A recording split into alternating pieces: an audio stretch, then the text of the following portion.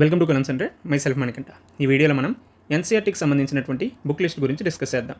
అది యూపీఎస్సీ పర్స్పెక్టివ్లో కావచ్చు, అలానే గ్రూప్ 1 పర్స్పెక్టివ్లో చాలా ఇంపార్టెంట్. అయితే ఎన్సీఆర్టీ బుక్స్ని ఎందుకు చాలామంది ప్రిఫర్ చేస్తారు, దానికి గల రీజన్స్ ఏంటి అనే వాటి గురించి కూడా మనం ఒక వీడియోలో డిస్కస్ చేసుకున్నాం. బట్ జస్ట్ బ్రీఫ్గా ఇక్కడ కొన్ని అంశాల గురించి మాట్లాడదాం. సో ఫస్ట్ థింగ్, ఎందుకు ఎన్సీఆర్టీ యొక్క ప్రయోజనం ఏంటంటే, ఫస్ట్ బేసిక్ క్లారిటీ అనేది మనకి ఎన్సీఆర్టీ బుక్స్ ద్వారానే సాధ్యపడుతుంది. వీటితో పాటు సిలబస్ యొక్క ఫౌండేషన్ ఏదైతే ఉందో అది మనకి ఎన్సీఆర్టీస్లో పూర్తిగా ఉంటుంది. వీటితో పాటుగానే మనకి క్వశ్చన్స్ అనేవి ఎగ్జామ్లో వచ్చేటటువంటి క్వశ్చన్స్ కూడా డైరెక్ట్గా ఎన్సీఆర్టీస్ నుంచి అడగడం జరుగుతుంది. సో దట్ మీరు ఒక్కసారి పీవైక్యూస్ చూస్తే తెలుస్తుంది ఎక్కడి నుంచి క్వశ్చన్స్ అడుగుతున్నాడు అనేది. చాలామంది వాళ్ళ యొక్క టెస్ట్ సిరీస్ స్టాండర్డ్ బుక్స్ నుంచి వచ్చాయి అంటారు, కానీ వాటన్నిటికీ మూలమైంది ఏదైనా ఉంది అంటే అది ఎన్సీఆర్టీ, స్టేట్ ఎస్సీఆర్టీ బుక్స్ మాత్రమే. వీటితో పాటు ఎన్సీఆర్టీలో ఉండేటటువంటి లాంగ్వేజ్ చాలా సింపుల్గా లేమ్యాన్కి కూడా అర్థమయ్యేటట్టు ఉంటుంది. అలానే కంటెంట్ కూడా చాలా కన్సైజ్గా ఇవ్వడం జరుగుతుంది. వీటితో పాటు ఇంకొక ఇంపార్టెంట్ అంశం ఏంటంటే, మనం ఏదైనా సబ్జెక్ట్ చదివేటప్పుడు మనకి కాన్సెప్ట్స్ అంత తొందరగా అర్థం కావు. ఎన్సీఆర్టీ బుక్స్ ద్వారా కాన్సెప్చువల్ క్లారిటీ ఏదైతే ఉందో అది చాలా ఈజీగా, అంటే క్లిష్టమైనటువంటి టాపిక్స్ అయినా చాలా ఈజీగా అర్థమవుతాయి. వీటితో పాటు మనకి గ్రూప్ 1 యూపీఎస్సీలో ఆన్సర్ రైటింగ్ కూడా ఉంటుంది. మనకి ఆన్సర్ రైటింగ్ శైలి మార్పులో రావాలి అంటే ఎన్సీఆర్టీ బుక్స్ని చదివాము అంటే చాలా వరకు ఆన్సర్ రైటింగ్ విషయంలో కావచ్చు, మనం ఉపయోగించేటటువంటి లాంగ్వేజ్ ఏదైతే ఉందో దాంట్లో కూడా చాలా మంచి మార్పులు వస్తాయి. అంటే మనం సింపుల్గా రాయొచ్చు, బ్యాలెన్స్డ్గా మన యొక్క లాంగ్వేజ్ కూడా మన మెయిన్స్ ఆన్సర్ రైటింగ్లో రాయాలి అంటే ఈ ఎన్సీఆర్టీ బుక్స్ అనేవి చాలా ఇంపార్టెంట్ రోల్ ప్లే చేస్తాయి. వీటితో పాటు అంటే కేవలం యూపీఎస్సీ పర్స్పెక్టివ్లో మాత్రమే ఎన్సీఆర్టీస్ కాదు, స్టేట్ పిఎస్సీస్ కూడా ఇవి చాలా వరకు యూజ్ అవుతాయి. సో దట్ ఇంటిగ్రేటెడ్ అప్రోచ్ అనేది కూడా చాలా వరకు మనకి ఎన్సీఆర్టీస్ ద్వారానే అందుతాయి. సో మొత్తంగా చెప్పాలంటే ఎన్సీఆర్టీ అనేది ఒక బలమైనటువంటి పునాది. ఎప్పుడైనా పునాది బలంగా ఉంటే పైకి ఎంత పెద్ద భవనం కట్టినా కూడా నిలబడుతుంది. సో దట్ ఎన్సీఆర్టీ చదివితే మనకి కాన్సెప్ట్స్ స్ట్రాంగ్ అవుతాయి, అడ్వాన్స్డ్ బుక్స్ అర్థమవుతాయి, అలానే డైరెక్ట్ క్వశ్చన్స్ అటెంప్ట్ చేయగలుగుతాం. సో అందువల్లనే ఎన్సీఆర్టీ అనేది చదవాలి అనేసి చాలామంది చెప్తారు. సో ఫర్దర్గా మనం ఇప్పుడు ఎన్సీఆర్టీకి సంబంధించినటువంటి బుక్ లిస్ట్ గురించి డిస్కస్ చేసుకుందాం. అంటే మెయిన్గా ఏ సబ్జెక్ట్స్ ఉంటాయి. 1 ఈజ్ హిస్టరీ కావచ్చు, అలానే ఇండియన్ పాలిటిక్స్ సంబంధించి, ఇండియన్ ఎకానమీకి సంబంధించి, వరల్డ్ హిస్టరీకి సంబంధించి కావచ్చు, then also post independence related అంశాలు, వీటితో పాటు ఇండియన్ సొసైటీ, అలానే సైన్స్, దెన్ ఎన్విరాన్మెంట్. సో ఈ సబ్జెక్ట్స్ ప్రకారం ఎన్సీఆర్టీ బుక్స్ అనేవి మనం చదువుకోవాలి. అయితే ఏ ఎన్సీఆర్టీ బుక్స్ చదవాలి అంటే అన్ని బుక్స్ కూడా చదవాలా అనే ఒక డౌట్ కూడా ఉంటుంది. అంటే కొన్ని మ్యాండేటరీగా కంపల్సరీగా చదవాల్సినవి ఉంటాయి, కొన్ని వాలంటరీగా చదవాల్సినవి ఉంటాయి. సో ఏవి మ్యాండేటరీగా చదవాలి, ఏవి ఆప్షనల్గా చదవాలి అనే అంశాల గురించి మనం ఇప్పుడు డిస్కస్ చేద్దాం. So first one is history. హిస్టరీలో ఏ బుక్స్ చదవాలి ఏంటి అనే అంశాల గురించి మనం ఇక్కడ మాట్లాడదాం. So first class 6, 7, 8. సో దీని యొక్క బుక్ అనేది అవర్ పాస్ట్ అనే దాంతో వస్తుంది. Our past 1, 2 and 3. సో ఇది మాత్రం ఖచ్చితంగా చదువుకోవాల్సినటువంటి అవసరం ఉంది. క్లాస్ 6, 7, 8. దీని ద్వారా మనకి ఏం తెలుస్తుందంటే బేసిక్స్ మీద అవగాహన ఉంటుంది. అలానే కొన్నిసార్లు యూపీఎస్సీ ప్రిలిమ్స్లో కూడా మనకి డైరెక్ట్గా ఈ బుక్స్ నుంచే రావడం జరిగింది. కాబట్టి హిస్టరీ మీరు ఎన్సీఆర్టీ చదవాలి అనుకుంటే ఫస్ట్ క్లాస్ 6, 7, 8కి సంబంధించినటువంటి బుక్స్ మాత్రం ప్రిఫర్ చేయండి. వీటితో పాటుగానే class 12 themes in Indian history, class 12 themes in Indian history అనే మనకి బుక్ ఉంటుంది. అరౌండ్ ఇది మొత్తం 3 పార్ట్స్లో ఉంటుంది.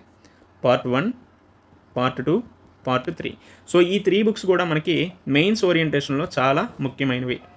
సో ఇఫ్ ఇన్ కేస్ మీకు ఇష్టం ఉంటే ఆప్షనల్గా తీసుకోవచ్చు, లేదంటే సెలెక్టివ్గా అయినా చూస్ చేసుకొని తీసుకోండి. బట్ ఇందులో ఇది మాత్రం తీసుకోండి. ఇంకొక హిస్టరీ పాయింట్ ఆఫ్ వ్యూలో కొన్ని ఆప్షనల్గా తీసుకోవాల్సినటువంటివి బుక్స్ కూడా ఉన్నాయి. అంటే మీ ఇష్టం, మీకు తీసుకోవాలనిపిస్తే తీసుకోవచ్చు, లేదంటే లేదు. అవి ఏంటి అంటే క్లాస్ 9, అలానే క్లాస్ 10. ఇది మెయిన్గా మనకి మెయిన్స్ ఓరియంటేషన్లో వరల్డ్ హిస్టరీ ఉంటుంది కదా, దానికి బాగా యూజ్ అవుతుంది. క్లాస్ 9 and 10 అనేసి కాంటెంపరీ వరల్డ్. సో మెయిన్గా ఇది దేనికి యూజ్ అవుతుందంటే వరల్డ్ హిస్టరీ ఏదైతే ఉందో అందులో బేసిక్స్కి చాలా వరకు యూజ్ అవుతుంది. సో మనకి వరల్డ్ హిస్టరీ అనేది GS1లో అట్లీస్ట్ 1 or 2 క్వశ్చన్స్ అడుగుతున్నాడు కాబట్టి మెయిన్స్ పాయింట్ ఆఫ్ వ్యూలో ఇది చాలా వరకు యూజ్ అవుతుంది. సో ఇండియన్ హిస్టరీకి సంబంధించినటువంటి బుక్స్ ఏవైనా తీసుకోవాలంటే ఇవి తీసుకోవాలి. One thing, class 6, 7, 8 our past 1, 2, 3 books ఇవి మోస్ట్లీ యూపీఎస్సీ ప్రిలిమ్స్లో డైరెక్ట్గా క్వశ్చన్స్ అడిగారు. అండ్ ఆల్సో హిస్టరీ బేసిక్స్ బాగా అర్థమవుతాయి. వీటితో పాటు క్లాస్ 12, ఇందులో మళ్ళీ 3 పార్ట్స్, 3 బుక్స్ ఉంటాయి. సో ఏవి తీసుకున్నా తీసుకోకపోయినా మాత్రం ఈ మూడు మాత్రం ఖచ్చితంగా తీసుకోండి. వీటితో పాటు క్లాస్ 9 and 10 అనేవి మీరు ఆప్షనల్గా తీసుకోండి. అంటే మోస్ట్లీ ఇది వరల్డ్ హిస్టరీ పాయింట్ ఆఫ్ వ్యూలో ఉంటుంది కాబట్టి ఇది మనకి మెయిన్స్ పాయింట్ ఆఫ్ వ్యూలో ఇంపార్టెంట్. సో ఇది మనకి హిస్టరీకి సంబంధించినటువంటి బుక్ లిస్టు. రైట్. తర్వాత జాగ్రఫీకి సంబంధించినటువంటి బుక్ లిస్ట్ గురించి ఒకసారి పరిశీలిద్దాం. సో జాగ్రఫీ ఓరియంటేషన్లో మనం ఆఫ్టర్ 10th క్లాస్ తర్వాత అంత ఎక్కువగా జాగ్రఫీని చదివినటువంటి దాఖలాలు ఉండవు కాబట్టి వీటి గురించి బేసిక్స్ ఎంత స్ట్రాంగ్గా ఉంటే అంత బెటర్గా మనం పెర్ఫామ్ చేయొచ్చు. సో మెయిన్గా క్లాస్ 6 to 12 జాగ్రఫీ ఏదైతే ఉందో వీటన్నిటినీ కూడా తీసుకొని చదవడానికే ప్రిఫర్ చేయండి, క్లాస్ 6th నుంచి 12th వరకు. ఇఫ్ ఇన్ కేస్ అలా కాకుండా మస్ట్ రీడ్గా ఉన్నటువంటి అంశాలు ఏవైనా చెప్పండి సార్ అని అంటే క్లాస్ 11th అలానే class 12th. So class 11th physical geography అలానే ఇండియన్ ఫిజికల్ ఎన్విరాన్మెంట్. సో ఇక్కడ 2 బుక్స్ ఉంటాయి. అలానే క్లాస్ 12లో కూడా మళ్ళీ మనకి 2 బుక్స్ ఉంటాయి. One is fundamentals of human geography, రెండవది ఇండియా జాగ్రఫీకి సంబంధించినటువంటి అంశాలు. సో ఇక్కడ ఈ 2 బుక్స్ ఈ 2 బుక్స్ ఈ 2 మాత్రం ఖచ్చితంగా తీసుకోవాలి. ఇంకోటి ఏంటంటే బేసిక్స్ గురించి తెలియాలి అంటే 6th, 7th, 8th ఈ 3 కూడా బేసిక్స్కి చాలా వరకు యూస్ఫుల్గా ఉంటాయి.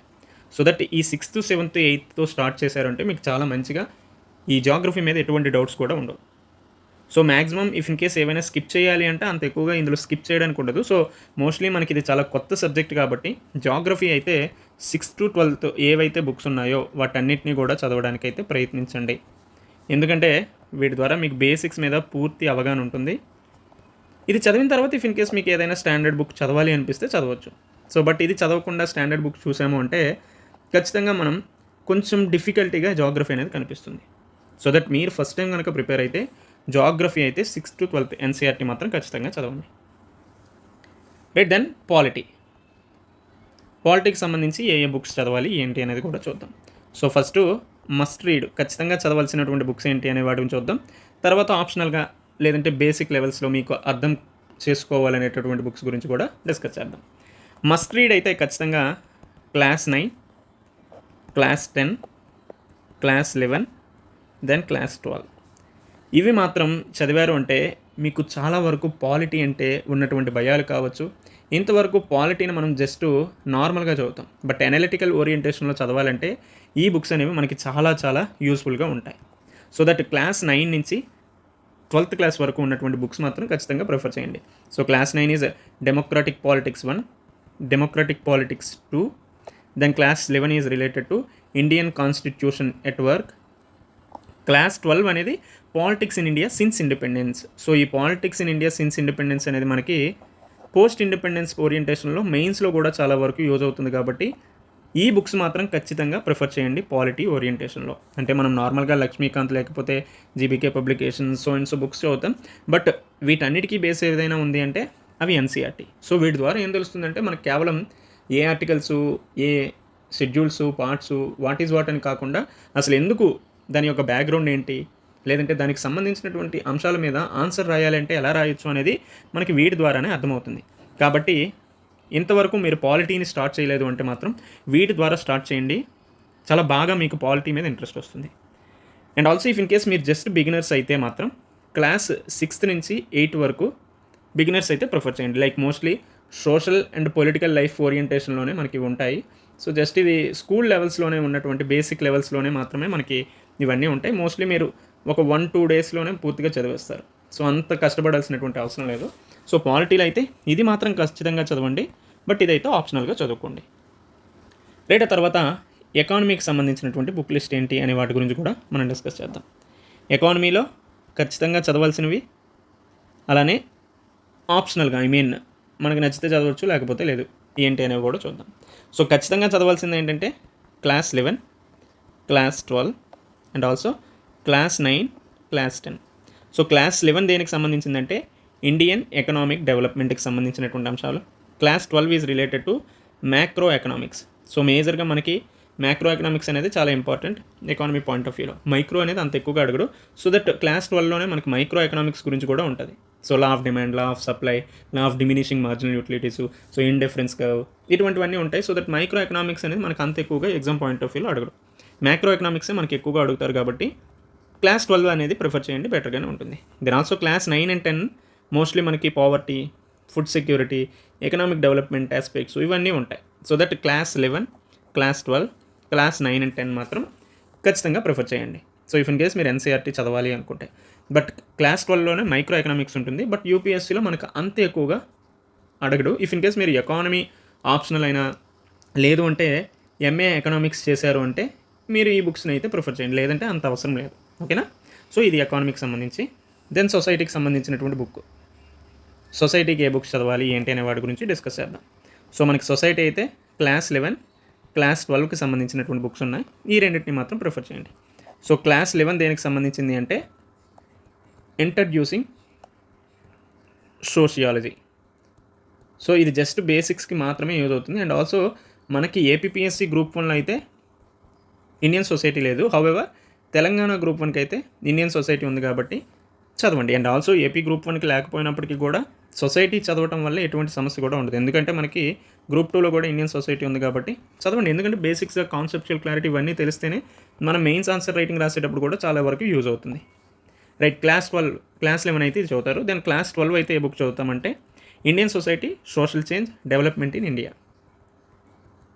ఇండియన్ సొసైటీ, సోషల్ చేంజ్, ఇదంతా ఒక బుక్కే, and development in India. So ఈ బుక్ అయితే ఖచ్చితంగా ప్రిఫర్ చేయండి. సో ఇది మాత్రం ఖచ్చితంగా చదవండి. ఇది మీ ఇష్టం, ఆప్షనల్గా అయినా పెట్టుకోండి. సో ఇది సొసైటీకి సంబంధించి. దెన్ ఆ తర్వాత ఎకానమీకి సంబంధించినటువంటి అంశాలు చూసాం కదా. రైట్, తర్వాత సైన్స్కి సంబంధించినటువంటి అంశాలు ఏంటి అనేది కూడా పరిశీలిద్దాం. సైన్స్ అలానే ఎన్విరాన్మెంట్కి సంబంధించినటువంటి అంశాలు. మస్ట్ రీడ్ ఏంటి అనేవి చూద్దాం. సో మస్ట్ రీడ్ అయితే ఖచ్చితంగా క్లాస్ 6th నుంచి 10th వరకు మాత్రం ఖచ్చితంగా చదవాలి. మోస్ట్లీ ఇవన్నీ కూడా ఫిజిక్స్ కావచ్చు, కెమిస్ట్రీ, దీంతోపాటు బయాలజీ ఏవైతే బేసిక్స్ ఉన్నాయో వీటన్నిటి గురించి ఉంటాయి. So mostly if in case మీకు కెమిస్ట్రీ, ఫిజిక్స్ అండ్ బయాలజీ అనేది ఇటీవల కాలంలో మనకి ఎక్కువగా అడగట్లేదు. So that if in case మీరు చదవాలి అనుకుంటే చదవండి, లేకపోతే లేదంటే డైరెక్ట్గా స్టాండర్డ్ బుక్ ఏదైనా ఉన్నా తీసుకొని చదువుకోండి. But if in case NCERT చదవాలంటే క్లాస్ 6th నుంచి 10th వరకు ఫిజిక్స్, కెమిస్ట్రీ, బయాలజీ ఉన్నాయి. అండ్ ఆల్సో యూపీఎస్సీలో కావచ్చు, లేదంటే మిగతా గ్రూప్ 1, గ్రూప్ 2లో కూడా ఈ అంశాల మీద ఇప్పుడు ఎక్కువగా స్ట్రెస్ చేస్తూ మనకి క్వశ్చన్స్ కూడా అడగట్లేదు. సో అది మీ ఇష్టం, చదవాలి అనుకుంటే చదవండి. దెన్ ఆల్సో క్లాస్ 12 బయాలజీ అనే బుక్ ఉంటుంది. ఇందులో లాస్ట్ 4 చాప్టర్స్ ఏవైతే ఉన్నాయో క్లాస్ 12 బయాలజీలో లాస్ట్ 4 చాప్టర్స్ మాత్రం చదవండి. సో ముఖ్యంగా ఎకాలజీ, ఎన్విరాన్మెంట్కి సంబంధించినటువంటి అంశాలు. ఇఫ్ ఇన్ కేస్ ఏదైనా 2 టెక్నికల్ పోర్షన్స్ ఉన్నాయనుకోండి, like advanced physics, chemistry, equations ఉంటే వాటిని పూర్తిగా స్కిప్ చేసేయండి. సో ఇది ఎన్సీఆర్టీకి సంబంధించినటువంటి book list. Okay, so if in case మీకు ఈ పీడిఎఫ్ కావాలంటే నేను గ్రూప్లో పెడతాను. మీకు ఏమైనా డౌట్స్ ఉంటే నాకు కామెంట్స్ రూపంలో అయినా తెలియజేయండి. ఓకేనా? Thank you.